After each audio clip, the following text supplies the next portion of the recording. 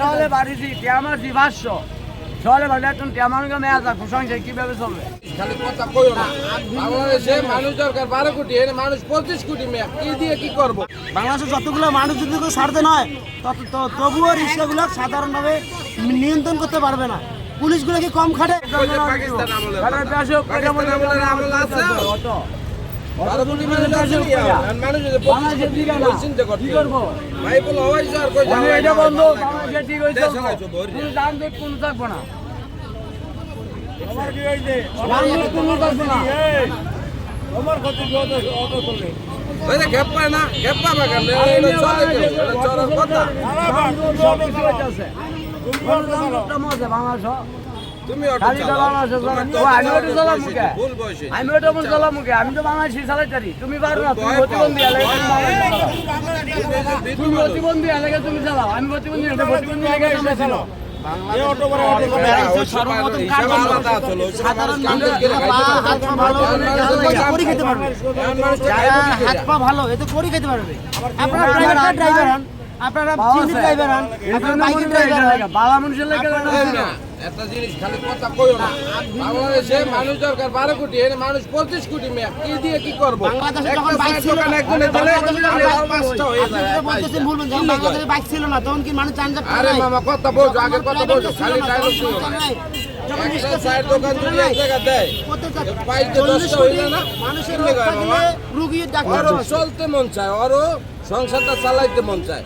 আপনি তো আমার পরিস্থিতি এনে বলবেন না, আমার পরিস্থিতি আমি ঘরে যাই বুঝুম যে আমার ওখানে কি অবস্থা।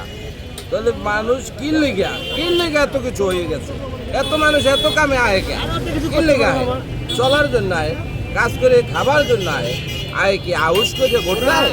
দিন থেকে সারাদিন যে গলির মধ্যে চালাইতো, রাত 10টার পরে কি রোডে উঠতো, লক্ষ অটো এসে গলির মধ্যে চালাইবো, গলির মধ্যে দাম বয়ে থাকবো, গলির মধ্যে গলির মতো কথা কই না। ডিজিটাল যুগে ডিজিটাল ভাবনা ভাবো, ভাবনা ভাবো না। হ্যাঁ চালাক আর আমরা বাংলাদেশের বিহারি আমরা না না বন্ধ করো তুমি, এই চলে না মেয়া, এটি চালাও। শহরে বাড়ি দিই আমার দি 500 শহরে বাড়ি এখন কেমনকে মেয়া যাক সংসার কিভাবে চলবে? এই বেটার পরিবার আছে। এই আমাদের কি একটা অবস্থা আছে আমরা দামরা জানি। হ্যাঁ তো 2000 মেরে দাও আমরা তো তোমার এই বারিশ চলে গিয়ে রাস্তাটা জাম লাগে যায়, তুমি খেয়াল বাড়ি করো, চলে গেছে আমরা খেয়াল করো। বাড়ি চলে গেছে অটো লাগে লেগেছে অটো লাগে কেমনে লাগে? অটো লাগে অটো দিয়ে লোক খারাপ একটা সার্জেন্ট সারাদিন সার্জেন্ট গুলো কিন্তু আসলে পরিশ্রম করে। আসল কথা আসলে সারাদিন পরিশ্রম করে। কিন্তু যতগুলো রিস্কা আছে বাংলাদেশের সব মানুষ যদি সার্জেন্ট হয় তবে রিস্কা সামাইতে করতে পারবে না। বাংলাদেশের যতগুলো মানুষ যদি কেউ সার্জেন্ট হয় তবুও রিক্সাগুলো সাধারণভাবে নিয়ন্ত্রণ করতে পারবে না। পুলিশগুলো কি কম খাটে? সার্জেন্ট কি কম খাটে? সেনাবাহিনী পর্যন্ত ক্যান্টার মানে আমি সিন্ধি ড্রাইভার করলাম না, আমি এয়ারপোর্ট টঙ্গী আবদুল্লাহপুর থেকে শুরু করিয়া চাষড়া নারায়ণগঞ্জ পর্যন্ত আমি সিন্ধি চালাই। আমি কেন আমি কেন রিক্সা নিচ্ছি জানেন? আমার রিক্সার কোনো ইনকাম নাই, আমার পরিবার চলে না। একটা রিক্সা জমা সারাদিনে 1100 টাকা, সিন্ধি জমা সারাদিনে 1100, গ্যাস বিল যায় 400, কত হইলো 1500, আমার 200 খরচ আছে 1700, আমার 1700 টাকা জমায় ওঠে না, আমার স্ক্যান করে পেট চলবে। আজকে রিক্সা ধরে বেড়াইছি, এই যে মাত্র বেড়াইলাম, আমি 500 টাকা ভাড়া মারছি। রিক্সা জমাটা আমার কী বলে নামাজের পর বেড়াইছি। এই রিক্সার মধ্যে ভালো আছে কিন্তু মানুষের অসুবিধা এই কোনটা যে মানুষ চলাচল করতে পারতেছে না।